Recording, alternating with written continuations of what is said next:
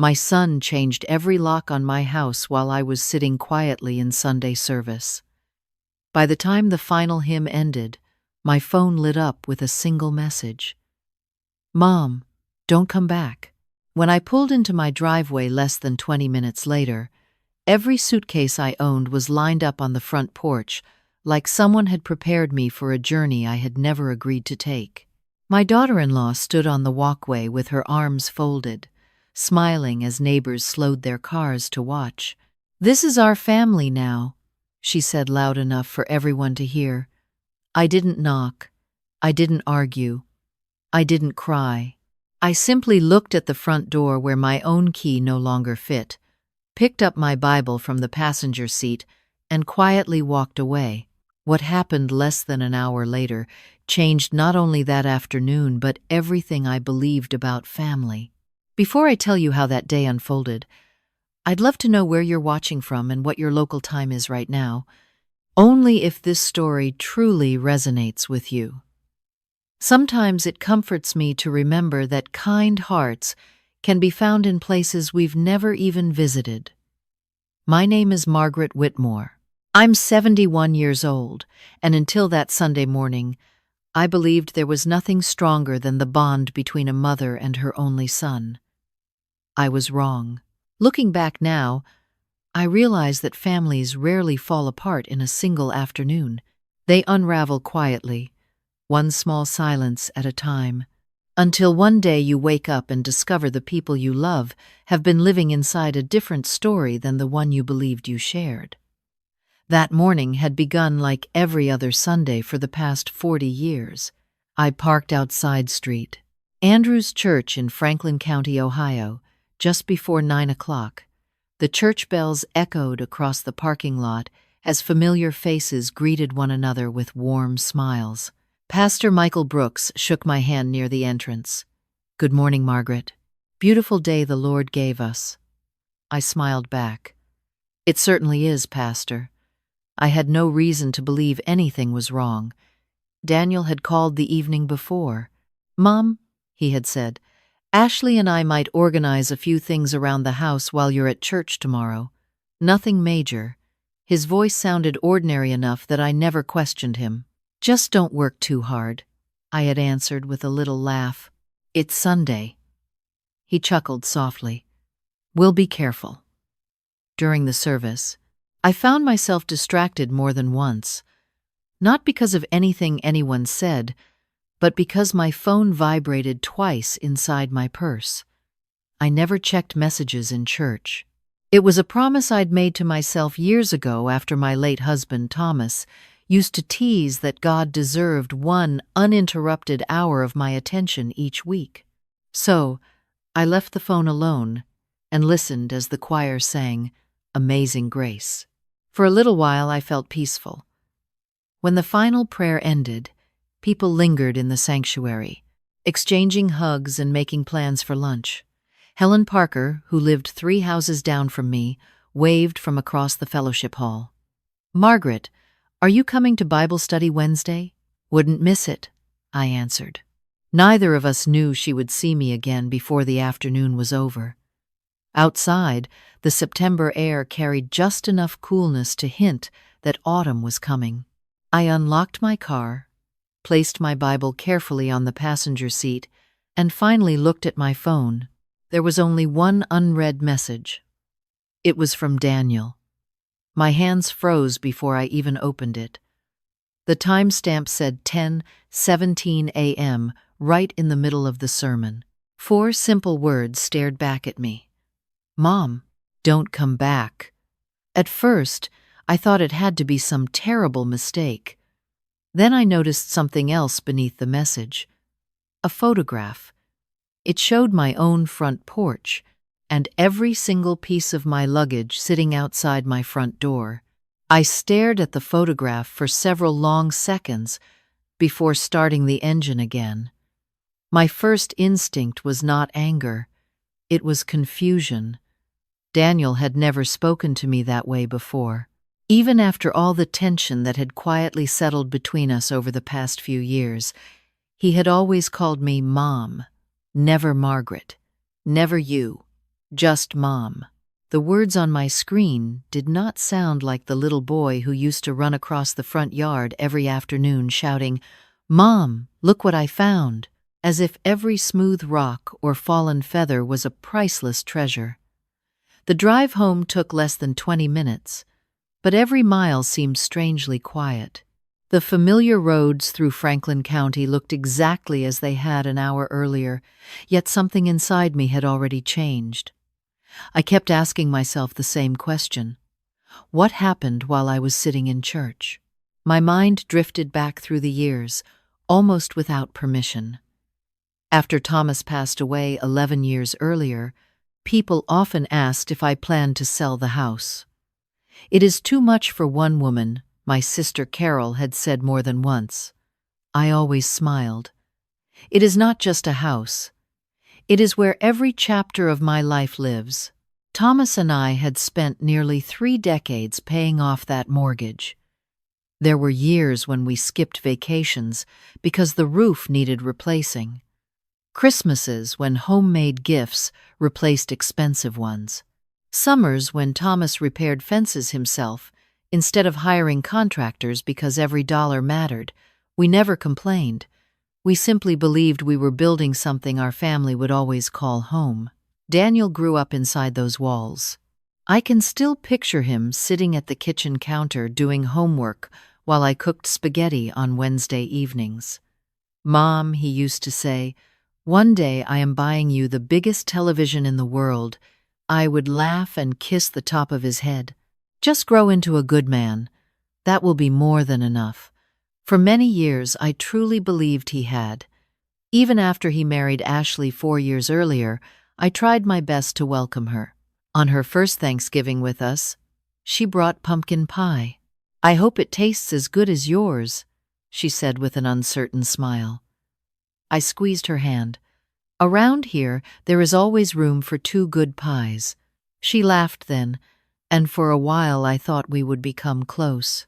Life has a quiet way of changing people without announcing when it begins. Ashley slowly started making decisions that were never really hers to make. New curtains appeared without anyone asking me. Furniture disappeared from rooms because she called it outdated. One afternoon I came home from grocery shopping and found my favorite reading chair sitting in the garage. "We needed more space in the living room," she explained casually. Daniel stood nearby, avoiding my eyes. "It is only temporary, Mom." Temporary became permanent more often than either of us admitted. I kept telling myself families needed patience. My closest friend, Linda Matthews, warned me over coffee one Tuesday morning. "Margaret, you give people so much grace that sometimes they stop noticing it is a gift." I smiled into my coffee cup. "They are young. Marriage is an adjustment." Linda reached across the table and gently touched my hand. "Maybe, but do not disappear inside your own kindness." I wanted to believe she was worrying for nothing. Looking back now, I realized there were moments I quietly folded away instead of confronting them. Little comments, little decisions, little silences, none of them seemed important alone. Together, they were telling a story I refused to read. As I turned onto my street that Sunday afternoon, I noticed something else that had not been in Daniel's photograph. My old brass wind chime was gone from the front porch, replaced by one I had never seen before.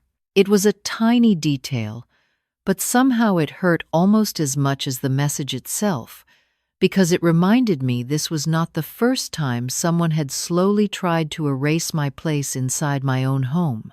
I sat in my car for a moment before opening the door. Across the street, Mrs. Helen Parker stood beside her mailbox, pretending to sort through envelopes she had already collected. She looked at me with the kind of concern neighbors wear when they know something terrible has happened, but do not know whether they should speak. I gave her a small smile anyway. She returned one that looked far more fragile. As I stepped onto the sidewalk, I noticed little things before I noticed the suitcases. The flower pots I had painted with Thomas one spring afternoon had been moved from the porch to the edge of the yard. The rocking chair where he used to drink coffee every Saturday morning was gone.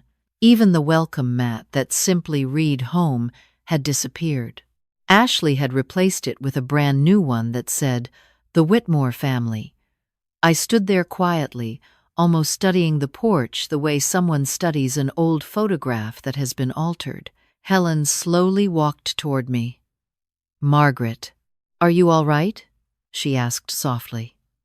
I nodded before answering. "I am not sure yet." She hesitated. "There were workers here this morning. A locksmith, I think." "I assumed you knew." I looked back at the front door. "No," I said gently. "I did not." Helen lowered her voice even more. "Ashley told everyone you had decided to move into a retirement community. She said the house was becoming too much for you." For a brief second, I could not find any words. Not because I believed her story, but because I realized she had already been telling it before I ever returned from church. This had not been an impulsive decision. It had been planned. My thoughts drifted back to other moments I had quietly dismissed. A year earlier, Ashley had started introducing the house differently whenever guests visited. "Welcome to our place," she would say with a bright smile. The first few times I corrected her lightly. "Our family home," I would add, trying not to embarrass her. Eventually, I stopped correcting anyone. Daniel never did. One evening during dinner, I remember Ashley unfolding a brochure across the kitchen table. "Have you ever looked at senior living communities?" she asked casually while cutting her chicken. I laughed politely. "Not really." She pushed the brochure toward me. "They have exercise classes, game nights, transportation. You would not have to worry about stairs anymore." Daniel kept eating without saying a word. I looked at him and smiled. "Do you think I need to move?" He swallowed slowly before answering. "Ashley is just trying to help, Mom. Help." That word stayed with me long after dinner ended. A few months later, I found family photographs missing from the hallway.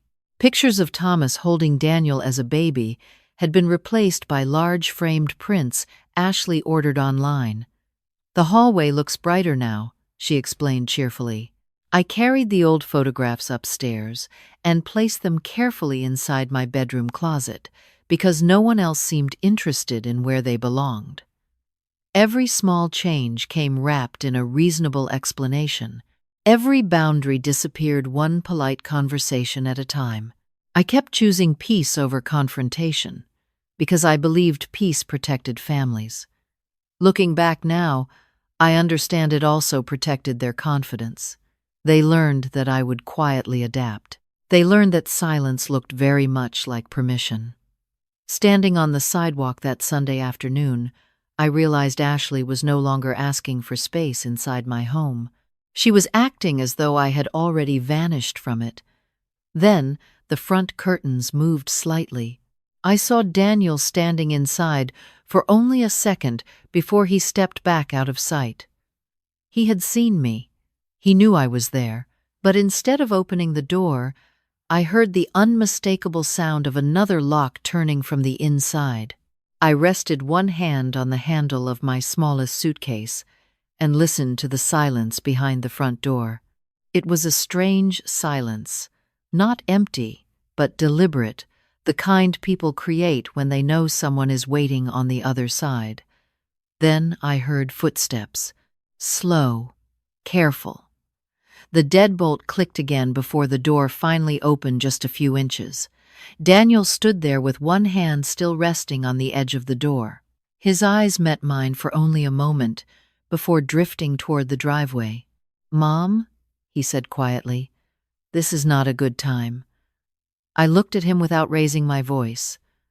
"I live here." His shoulders tightened. Before he could answer, Ashley appeared beside him, folding her arms across her sweater. "Actually," she said, "that is exactly what we need to talk about." Her tone was calm, almost rehearsed. There was no shouting. Somehow that made it hurt even more. She stepped forward until she was standing just inside the doorway, careful not to cross onto the porch. "We have been discussing this for months," she continued. "You know this house is too much for you now." I shook my head gently. "No, you have been discussing it." "No one discussed it with me." Ashley let out a quiet sigh, the kind people use when pretending to be patient. "Margaret, we are trying to build a future here. Daniel and I want children. We need stability. We cannot keep living as if this house belongs to two different families." I glanced toward Daniel again. "Is that how you feel?" He rubbed the back of his neck before answering. "Mom, things have to change." I waited, hoping there would be something more, some explanation, some apology. Instead, he simply looked down at the floor. Ashley spoke again before he could find any more words. "We have already changed our mailing address. The utilities will be transferred soon.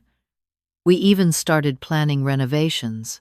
She smiled politely, as though she were sharing exciting news over dinner. "It is time for everyone to move forward." I felt the cool September breeze brush against my face. For a moment, I remembered standing in that very doorway with Thomas on the afternoon we carried Daniel home from the hospital wrapped in a blue blanket. Thomas had whispered, "Everything we build from now on is for him." We had believed those words with all our hearts. Ashley interrupted my thoughts. "There is a wonderful retirement community about 12 miles from here. They have a private apartment available next month. We already picked up the information packet for you." She reached behind the door and held up a glossy folder. "You do not have to thank us." I looked at the folder but made no effort to take it. "You made plans for my life without asking me." "Someone had to," Ashley answered. "You were never going to make the practical decision." Helen Parker shifted uneasily a few feet away, pretending to water flowers that clearly did not need watering. Another neighbor slowed his afternoon walk after noticing the conversation. Ashley did not seem embarrassed. If anything, she appeared even more confident with people watching. Daniel finally spoke again, his voice barely above a whisper. "Mom, maybe it is just easier this way." I searched his face, looking for the little boy who once cried because he thought he had broken my favorite coffee mug. I could not find him. Instead, I saw a tired man allowing someone else to make the hardest decisions for him. I nodded once. "So this was all decided before I walked into church this morning." Neither of them answered. The silence became its own confession. Then Ashley slowly reached into her pocket, pulled out a single envelope, and extended it toward me. "We think it would be best if you signed these today." I looked at the envelope but did not touch it. Across the top, in bold black letters, I could clearly read 3 words that made my heart stand completely still: voluntary property transfer. The envelope stayed suspended between us, held in Ashley's outstretched hand, as though signing it were the most natural thing in the world. I could hear a lawnmower somewhere down the block, and the distant laughter of children riding bicycles, ordinary Sunday sounds that somehow made the moment feel even more unreal. I finally looked up at her. "You expect me to sign away my home while my suitcases are sitting on the porch?" Ashley gave a small shrug. "We are simply trying to avoid making this harder than it needs to be." I shifted my eyes toward Daniel. "Did you read those papers?" He hesitated just long enough to answer my question without speaking. "Ashley and I talked everything through," he said quietly. "You deserve a place that is easier to manage." That was not what I asked. He lowered his head. "No." Ashley slipped the envelope back under her arm, her confidence growing with every second my son remained silent. "There is no reason to argue. We already have movers scheduled for next weekend." My heart skipped. "Movers?" "For the furniture that belongs in the common areas," she replied. "The larger pieces fit our plans better than yours." I looked past them into the living room. From where I stood, I could see that my husband's walnut bookshelf had already been emptied. The family photographs that had once covered the mantel were gone. Fresh paint samples leaned against the fireplace. The house no longer looked like it was waiting for my decision. It looked like it had already forgotten I existed. Helen took another cautious step toward the driveway. "Margaret," she said softly, "would you like me to call someone?" Ashley answered before I could. "Everything is fine, Helen. This is a private family matter." Helen frowned but remained where she was. She knew enough not to leave. More neighbors had begun slowing as they passed. A young couple walking their dog stopped across the street. An elderly man watering his roses pretended to focus on his garden while glancing toward us every few seconds. I had spent 28 years living on that quiet street. They knew me as the woman who baked pies for new neighbors and shoveled snow from sidewalks after every winter storm.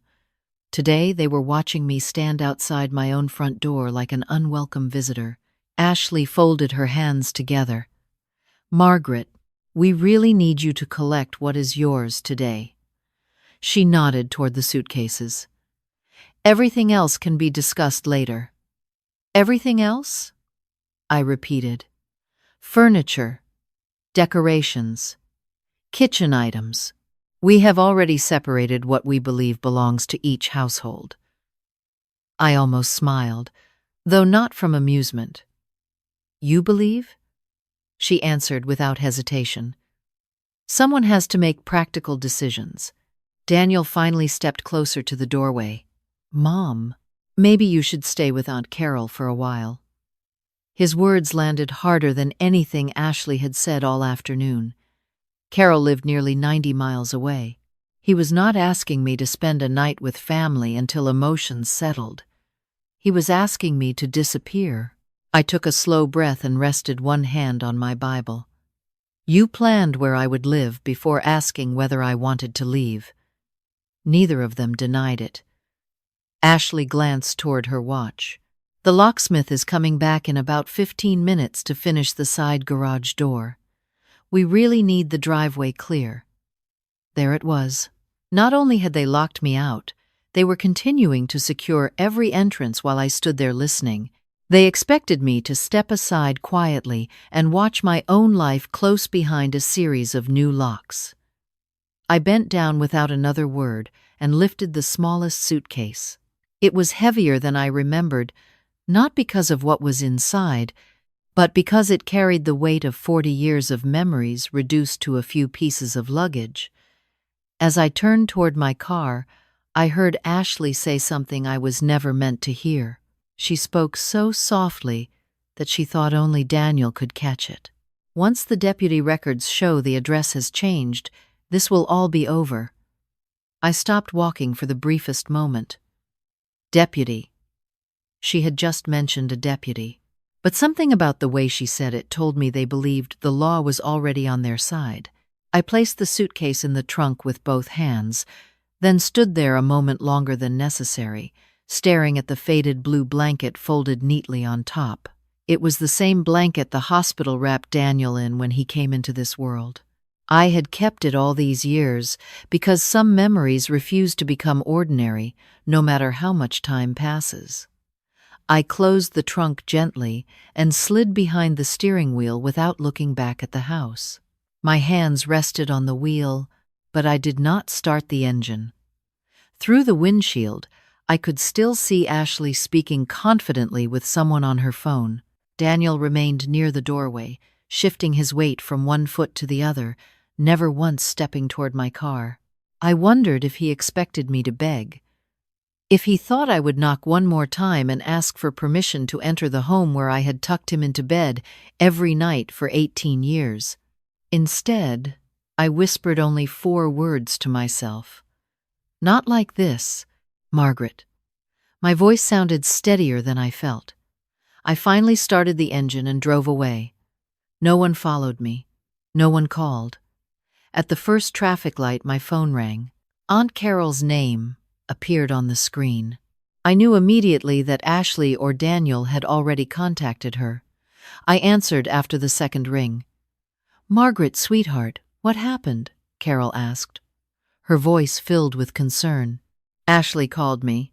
She said you became upset and decided to leave." I let out a slow breath. "Did she tell you they changed every lock while I was in church?" Silence. "No," Carol answered quietly. "Did she tell you my things were placed outside before I came home?" Another silence, even longer this time. "No." "Then you know as much as I do." Carol sighed softly. "Come stay with me for a few days." I smiled even though she could not see it. "Thank you. Let me think for a little while. Promise you will not be alone tonight." "I promise." After we hung up, I continued driving without any destination in mind until I found myself back in the church parking lot. The building looked peaceful now. Most of the cars were gone. A few fallen leaves drifted across the pavement as the afternoon breeze picked up. I carried my Bible inside and sat alone in the last pew. The sanctuary was empty except for Pastor Michael, who was gathering hymnals near the front. He noticed me after a minute and quietly walked over. He did not ask what had happened. He simply sat beside me. Sometimes kindness begins with knowing what not to say. After several moments, he spoke gently. "Would you like some company?" I nodded. "I think I forgot how to breathe today." He smiled with sadness in his eyes. Pain has a way of making every breath feel heavier. I looked down at my hands. "Pastor, have you ever loved someone enough to excuse things you should never have excused?" He answered without hesitation. "Many times. Love without boundaries often teaches the wrong lesson." His words settled into the silence between us. They were not spoken to condemn Daniel. They were spoken to remind me of something I had forgotten. Compassion and surrender are not the same thing. I closed my Bible and remembered something Thomas told me only weeks before he passed away. We had been sitting on the back porch watching a summer storm roll across the fields. He had reached into my hand, placed a small brass key there, and smiled. "Promise me one thing." I laughed. "Only one?" "If life ever becomes unfair, do not fight with anger. Fight with the truth. Truth does not need to shout." At the time, I thought he was speaking in general. Sitting there in the quiet sanctuary years later, I realized he had sounded almost as though he were preparing me for a day he knew he would never see. I slipped my hand into my purse, almost without thinking. My fingers brushed against a small leather card holder that I had not opened in years. I did not take it out. I simply held it for a moment before standing. "Pastor," I said softly, "I think I finally know what I need to do." He rose with me and gave a quiet nod. "Then do it with peace in your heart." I walked toward the church doors carrying nothing except my Bible, my purse, and a decision that no one waiting at my house could have imagined. The late afternoon sun hung low as I pulled into the parking lot of a small brick office building a few miles from the church. I had only been there twice before, both times with Thomas sitting beside me. The brass plaque beside the entrance still read, "Keller Legal Services." Some names remain steady even when everything else changes. I sat inside my car for another minute, letting the engine idle before turning it off. My heartbeat had finally begun to slow. For the first time all day, I was no longer reacting. I was choosing. Inside, the receptionist looked up with a warm smile. "Mrs. Whitmore, it has been a long time." I recognized her immediately. "Hello, Emily." She noticed the suitcase visible through my back window, but politely said nothing. "Miss Keller is finishing a meeting. She can see you in about 10 minutes. I thanked her and sat quietly near the window. Families came and went through the lobby. A young couple laughed over paperwork for their first home. An older gentleman shook hands with someone carrying a stack of folders. Life continued, moving around me, as though nothing extraordinary had happened. Somehow that brought me comfort. A few minutes later, Susan Keller stepped into the waiting area. Her silver reading glasses rested low on her nose exactly as I remembered. "Margaret," she said softly, "you look like someone carrying far more than luggage." I managed a faint smile. "I suppose I am." She led me into her office and closed the door without rushing me. The room still smelled faintly of coffee and old books. Thomas had always liked that smell. Susan folded her hands across her desk. "Tell me what happened." This time, I told the story from beginning to end. I spoke about the changed locks, the porch, the neighbors, the envelope, the pressure to sign, and Daniel's silence. Susan listened without interrupting once. When I finished, she remained thoughtful for several moments before asking only one question. "Did you sign anything?" "No." She nodded slowly. "Good." She opened a file cabinet beside her desk and searched through several carefully labeled folders. I watched quietly, saying nothing. She finally removed a thick file and placed it gently on the desk without opening it. "Margaret," she said, looking directly into my eyes, "before we do anything else, I need to confirm a few things myself." She reached for her telephone and dialed a number from memory. Her voice remained calm throughout the short conversation. "Yes, I understand. Thank you." She hung up and wrote several notes on a yellow legal pad. I noticed she never looked surprised, only focused. "Will I have to fight them?" I asked quietly. Susan leaned back in her chair. "I hope not." She paused before continuing. "The law often speaks much more clearly than people do." Those words reminded me of Thomas almost instantly. I looked down at my wedding ring, still resting on my finger after all these years. Susan slid the unopened file a little closer to herself, but still did not reveal what was inside. "There are procedures we need to follow," she explained, "and I would prefer that every step be documented correctly." "I do not want Daniel embarrassed," I said. "I only want the truth." Susan gave me a long, understanding look. "That may end up being the same thing." She stood and walked toward the window overlooking the parking lot. "There is one more call I need to make." She picked up her office telephone again, spoke briefly, then thanked the person on the other end before hanging up. Turning back toward me, she smiled for the first time that afternoon. "Someone will be meeting us very soon." I did not ask who. Somehow, I already sensed the answer mattered. As we walked toward the front entrance together, I noticed a marked county vehicle slowly pulling into the parking lot. The man who stepped out was wearing a tan uniform with a polished badge on his chest. Before I could read his name, Susan quietly said, "Margaret, I believe this is exactly the witness we were hoping to have with us." The deputy extended his hand before saying a single word. "Ryan Collins, Franklin County Sheriff's Office." His voice was steady, neither stern nor overly friendly.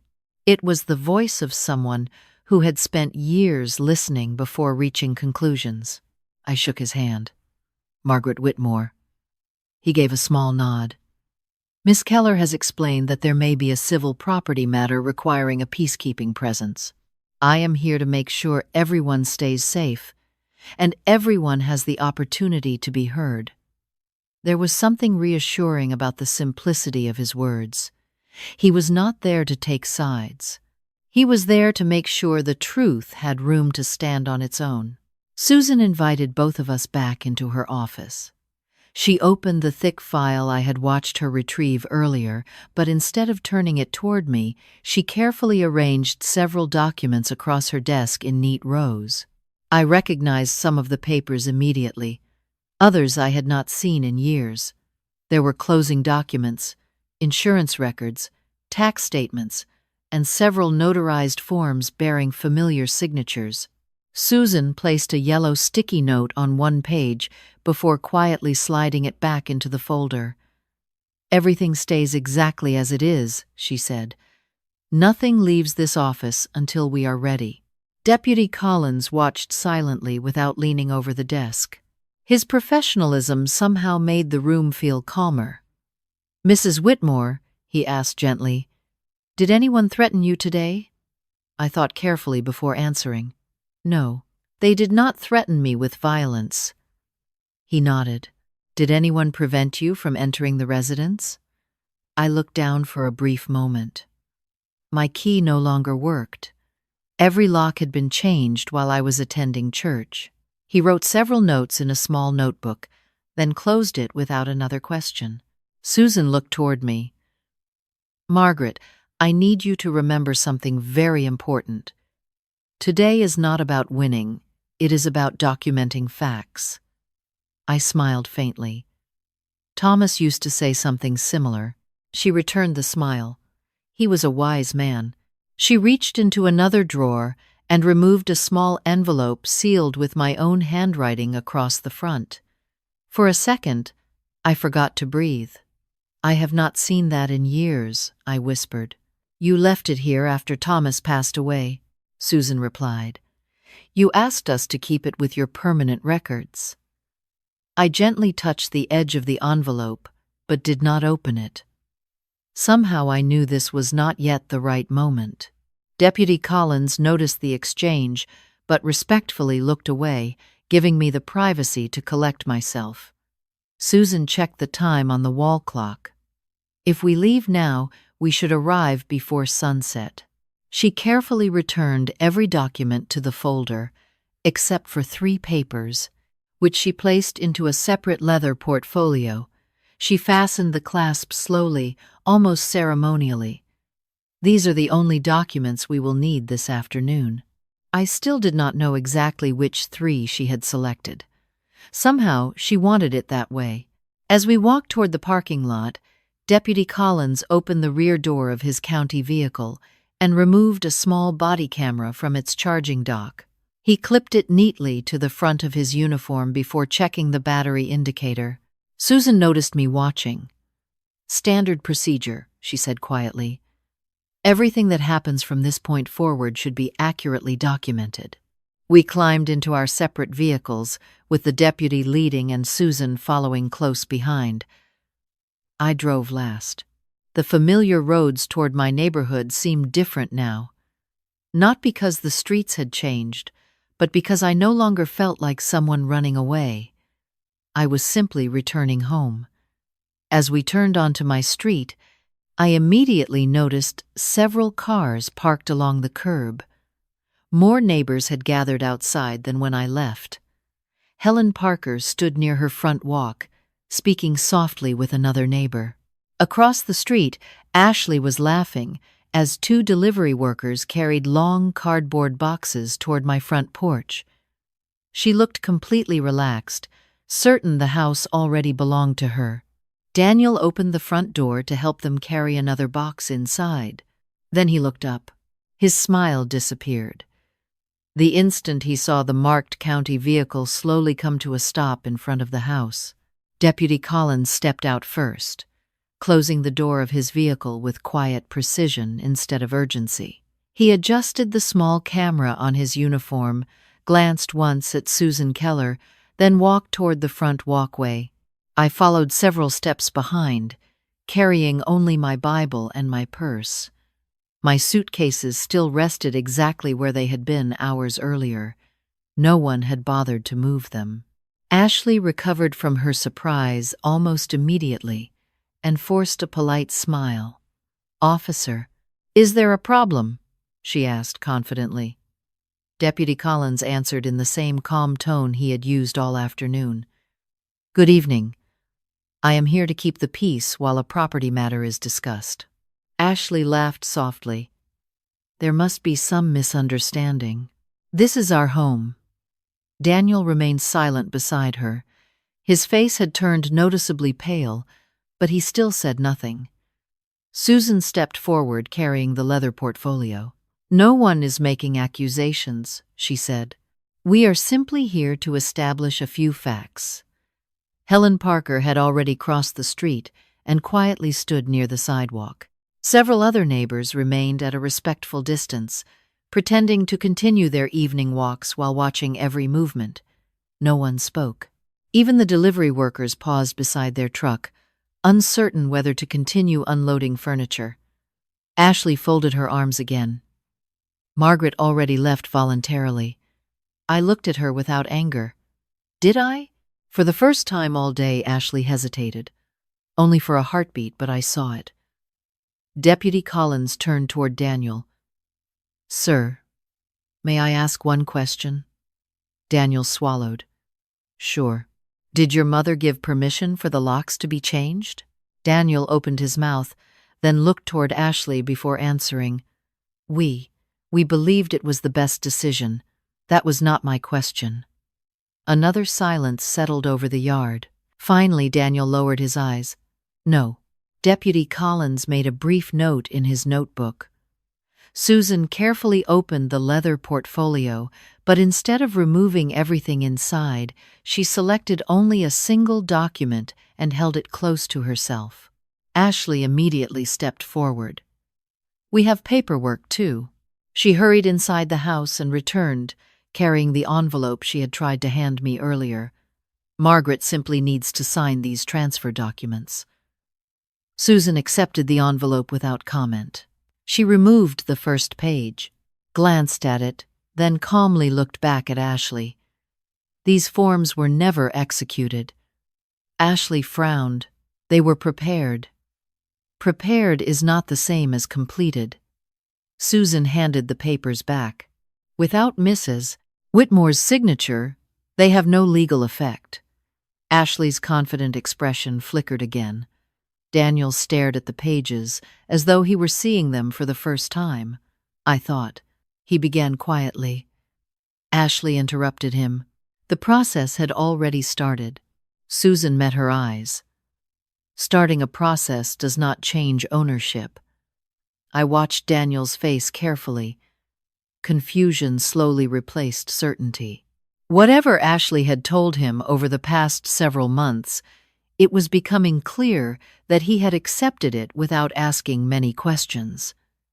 Deputy Collins remained completely neutral.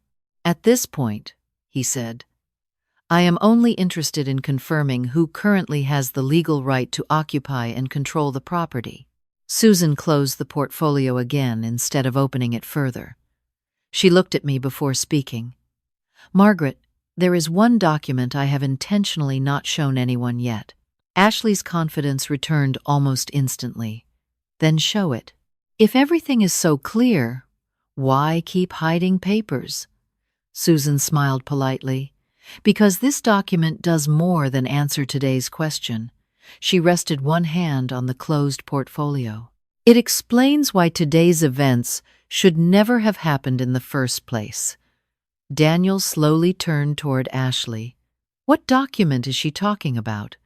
Ashley did not answer. For the first time since I arrived home, I saw genuine uncertainty in her eyes. Susan looked toward Deputy Collins, who gave a small nod, then she carefully released the brass clasp on the leather portfolio. Before anyone says another word, she said quietly, I believe everyone here needs to see the county record exactly as it exists. Susan lifted the first document from the portfolio with both hands, taking her time as though she wanted everyone present to understand that papers like these deserved patience. The evening breeze stirred the edges of the pages, but her grip never wavered. Deputy Collins remained beside her, saying nothing. His presence alone seemed to quiet the entire street. Even the delivery workers stood still beside their truck. This, Susan began calmly, is the certified property record filed with Franklin County. She turned the page just enough for Deputy Collins to examine it before continuing. The current and only legal owner of this residence is Margaret Ann Whitmore. Silence settled over the front yard. Ashley blinked several times but quickly recovered. That cannot be right, she insisted. Daniel inherited this house after his father died. Susan looked at her kindly, almost as if correcting a misunderstanding in a classroom. No, he did not. She pointed to another document. Thomas Whitmore's estate was settled 11 years ago. Before his passing, ownership of the property had already been transferred into Margaret Whitmore's sole name through a properly recorded survivorship deed. Daniel frowned. I never knew that. Susan met his eyes. Because your parents never felt the need to make ownership a family discussion. It was simply their private legal decision. I watched my son's face as one memory after another seemed to find its place. He whispered almost to himself, Dad always said the paperwork was finished years ago. I nodded gently. He did. Ashley shook her head. But Daniel is her only child. That is true, Susan replied. Being someone's child does not automatically transfer ownership while that person is alive. Deputy Collins spoke for the first time in several minutes. The county records I reviewed before arriving here match exactly what Miss Keller has presented. Ashley's confidence began slipping away. There must be another document. Susan quietly reached into the portfolio once more. There is. She removed the sealed envelope I had recognized earlier. My own handwriting was still visible across the front. Margaret left this in our office after Thomas passed away. It was never intended to change ownership. It simply documented her wishes if something happened to her in the future. Daniel stared at the envelope. You already planned everything? I smiled sadly. Your father believed responsible people prepared for tomorrow without expecting tomorrow to arrive too soon. Susan carefully opened the envelope and unfolded a single notarized letter. This letter confirms that Margaret intentionally chose not to transfer ownership during her lifetime because Thomas specifically asked her to remain financially independent for as long as she wished to live in this home. I remembered that evening perfectly. Thomas had squeezed my hand and smiled. Promise me you will never give away your security because someone makes you feel guilty. At the time, I thought he worried about strangers. Neither of us imagined the hardest conversation would one day be with our own son. Daniel's shoulders slumped. He looked toward Ashley with genuine confusion. You told me Mom was only waiting for the paperwork to be updated. Ashley opened her mouth, then closed it again. No answer came. Susan spoke softly instead. The county has no pending transfer, no ownership application, no recorded deed, nothing. Every small detail from the day suddenly fit together. The unsigned transfer forms, the changed locks, the confidence, the pressure to sign immediately. None of it had been supported by law. It had depended entirely on my believing I no longer had a choice. Deputy Collins closed his notebook. Mrs. Whitmore has every legal right to enter and occupy this residence. He looked toward Daniel and Ashley with calm professionalism. What happens next is your decision, but it must respect that legal reality. Daniel slowly lowered his head until he could no longer look at me. Ashley took one uncertain step backward toward the doorway she had claimed only hours earlier. For the first time that afternoon, the balance of power no longer belonged to certainty born from assumption. It belonged to the quiet weight of documented truth. Then Deputy Collins reached for the radio clipped to his shoulder, looked toward the freshly changed front door and said, Before we go any further, there is one practical matter that needs to be addressed immediately. Deputy Collins lowered his hand from the radio before pressing the button. He looked at Daniel first, not with anger, but with the quiet seriousness of someone giving another person one final opportunity to make the right decision on his own. Mr. Whitmore, he said evenly, your mother is the legal owner of this residence. I would like to resolve this peacefully. I am asking you and your wife to restore her immediate access to the property. Daniel's eyes remained fixed on the porch. His shoulders, which had seemed so certain only an hour earlier, now looked impossibly heavy. Ashley was the first to speak. "We spent money on those locks. We hired workers. Her voice faded before she finished the sentence. For the first time that afternoon, she seemed to hear how small those arguments sounded beside the truth. Daniel slowly turned toward her. "Ashley, did you know?" She blinked. "Know what?" "That the house was never being transferred." She looked away. That single movement answered him long before her words did.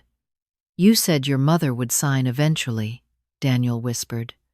"You told me the paperwork was only delayed." Ashley took a slow breath. "I thought once we were settled, she would not have any reason to refuse." Daniel closed his eyes. "So you never knew?" She did not answer. She could not. The silence settled between them like a door quietly closing. I felt no satisfaction watching it happen, only sadness. A marriage built on assumptions had reached the moment when assumptions could no longer carry its weight. Deputy Collins waited respectfully before speaking again. "Folks, this does not need to become more difficult. The legal situation is clear." Daniel nodded almost automatically. "I understand." He reached into his pocket and removed a small ring of keys. "The locksmith left these with us after the installation." His hand trembled slightly as he held them out toward the deputy, then stopped halfway. Instead, he walked the remaining few steps himself until he stood in front of me.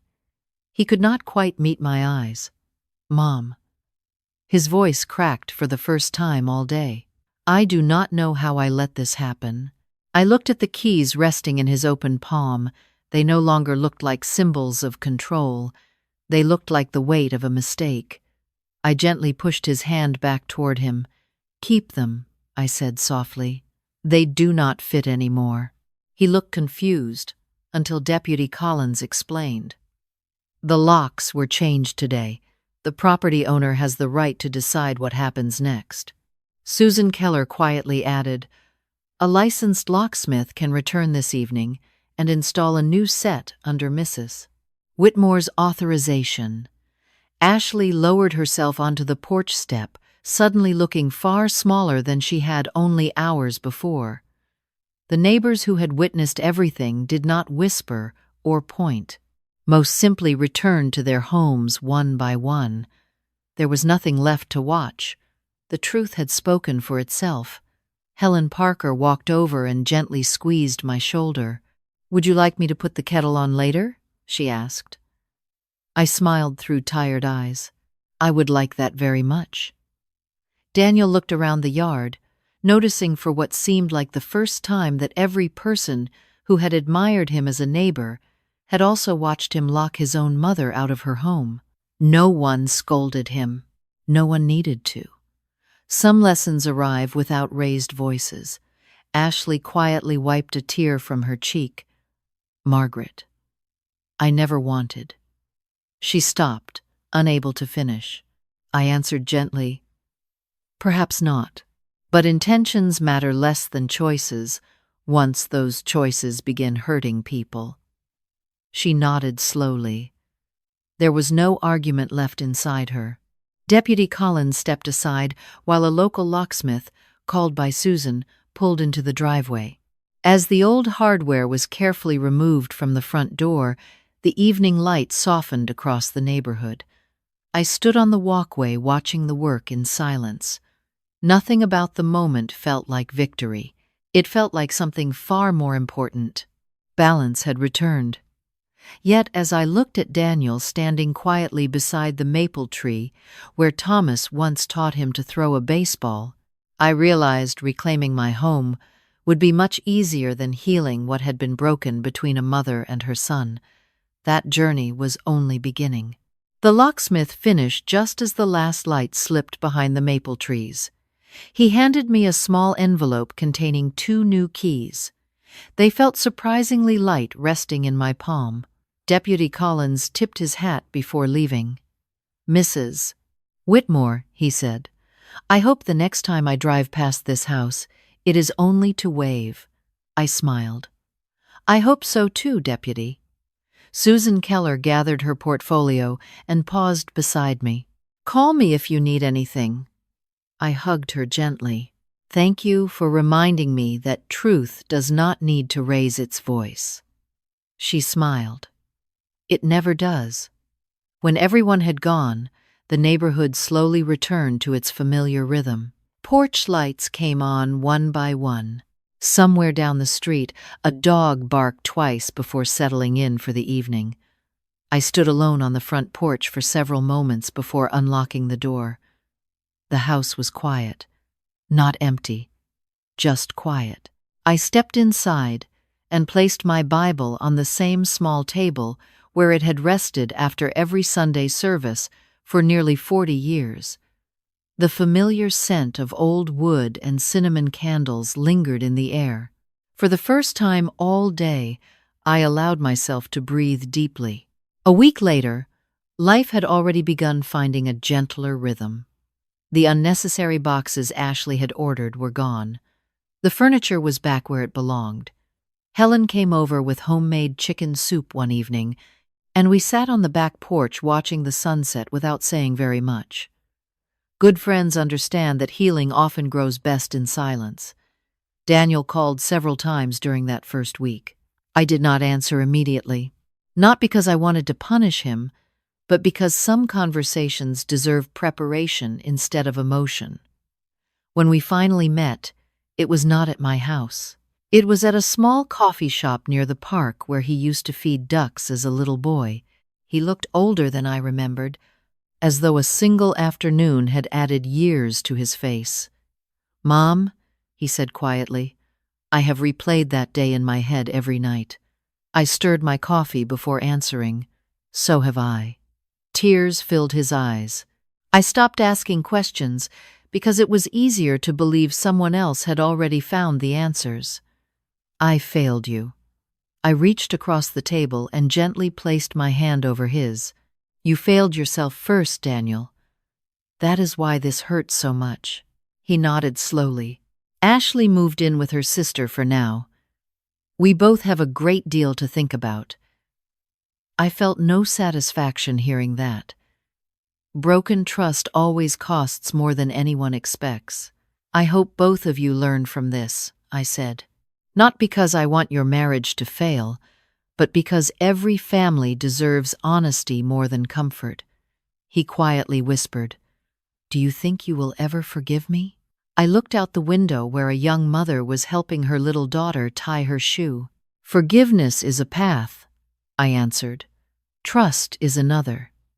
They do not always arrive at the same destination on the same day." He understood.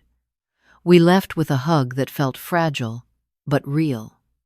Months passed. I planted new flowers beneath the front porch where my old wind chime once hung.